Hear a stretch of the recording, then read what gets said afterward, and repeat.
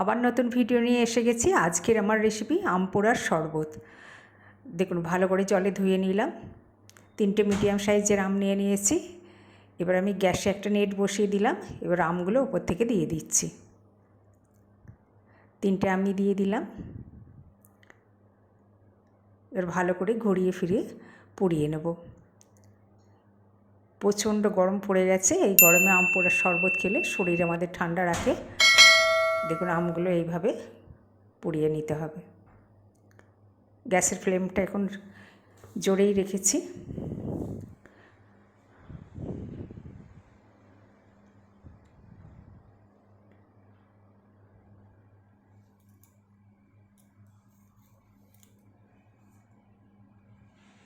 দেখুন কত সুন্দর আমগুলো পুড়ে গেল।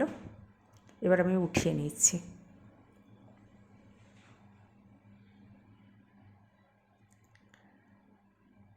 একটু ঠান্ডা করতে দিয়েছি।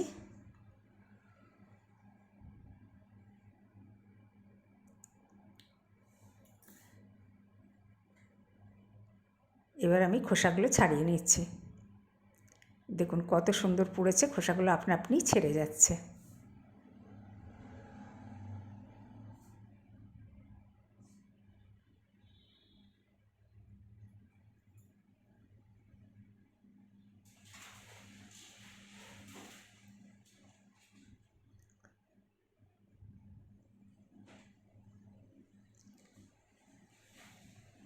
দেখুন একদম পরিষ্কার হয়ে ছেড়ে গেল।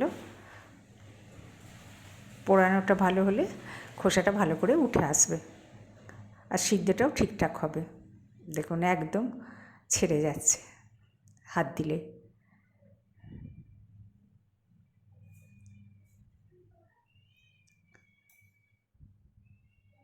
দেখুন এইভাবে খোসাগুলো সব ছাড়িয়ে নিতে হবে।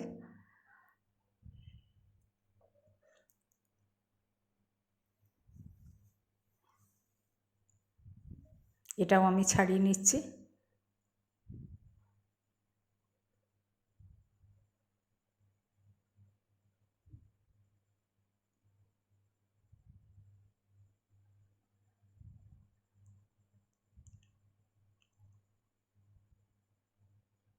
দেখুন ছাড়ানো হয়ে গেছে আমার। এবার আমি হাতের সাহায্যে একটু চাপ দিলেই সব শাঁসটা বেরিয়ে আসছে। আমার এখানে গ্রেটার লাগাবার দরকার নেই। সিদ্ধটা খুব সুন্দর হয়েছে, হাতের সাহায্যেই হয়ে যাচ্ছে।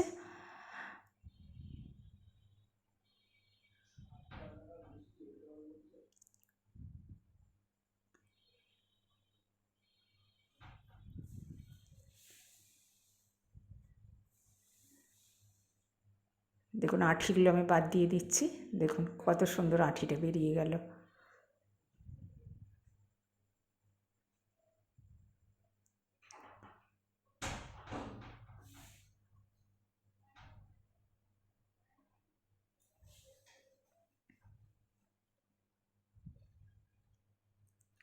সিদ্ধটা কম হলে তাহলে গ্রেটারের সাহায্যে গ্রেট করতে হতো। এখানে আমার গ্রেটার লাগলো না, আমি হাত দিয়েই করে নিলাম। আঁঠিগুলো আলাদা করে নিলাম।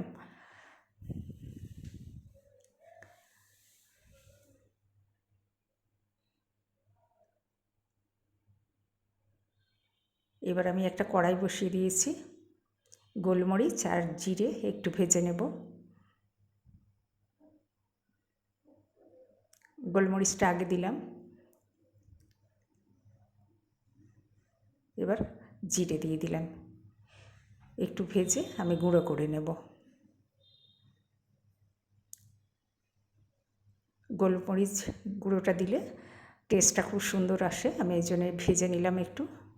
ভাজা গোলমরিচ জিরেটা দিলে খেতে খুব স্বাদ হয়। এবার একটি মিক্সারে আমি একটু গ্রেট করে নেব। পেস্টটা দিয়ে দিচ্ছি।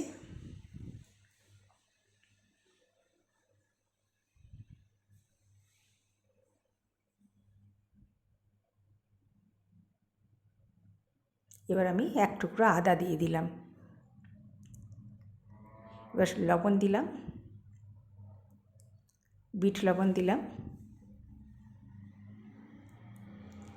ওই ঢাকাটা লাগিয়ে দিয়ে দেখুন পেস্ট হয়ে গেছে আমার।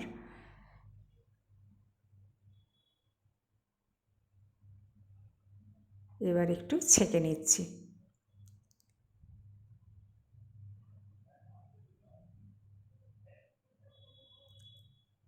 এই আদা আম পোড়ার শরবত এই গরমে খেলে শরীর একদম তরতাজা থাকে আর ঠান্ডা থাকে।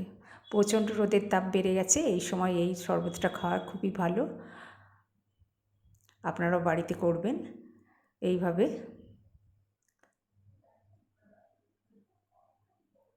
আর আমার চ্যানেলে নতুন হলে সাবস্ক্রাইব করে পাশে থাকার চেষ্টা করবেন, তাহলে নতুন নতুন ভিডিও আপনার কাছে পৌঁছে যাবে। দেখুন চামচের সাহায্যে আমি একটু নেড়ে নিচ্ছি।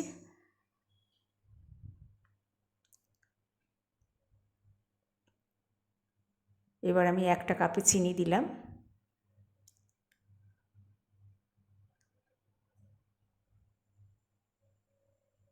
আপনারা মিষ্টিটা আপনাদের পছন্দের মতো দেবেন। আর একটাই গুড় দিচ্ছি, ঝোলা গুড় দিয়ে দিলাম আখের। এবার আমি আমের পেস্টটা দিয়ে দিলাম কিছুটা। এটা স্টোর করে ফ্রিজেও রাখা যায়, যখন খুশি বের করে শরবত করে খাওয়া যায়। এই কাপটাতেও দিয়ে দিলাম কিছুটা, এটাতেও কিছুটা দিয়ে দিলাম। গুড় দিয়েও টেস্টটা খুব সুন্দর আসে, চিনি দিয়েও ভালো আসে, তবে গুড়েরটা বেশি উপকার, তাই আমি গুড় দিয়ে একটা বানালাম আর একটা চিনির সাথে বানালাম। এবার ঠান্ডা জল দিয়ে দিচ্ছি।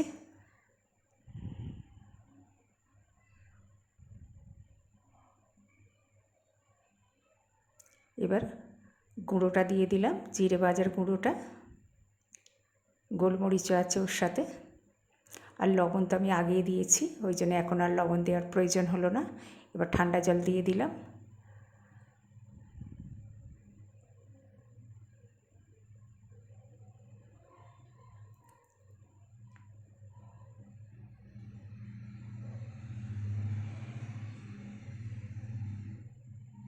এবার লেবুর রস দিয়ে দিচ্ছি।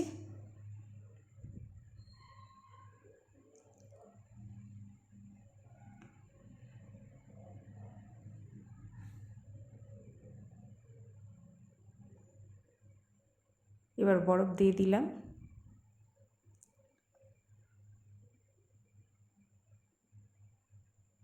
এবার ভালো করে গুলে নিলাম।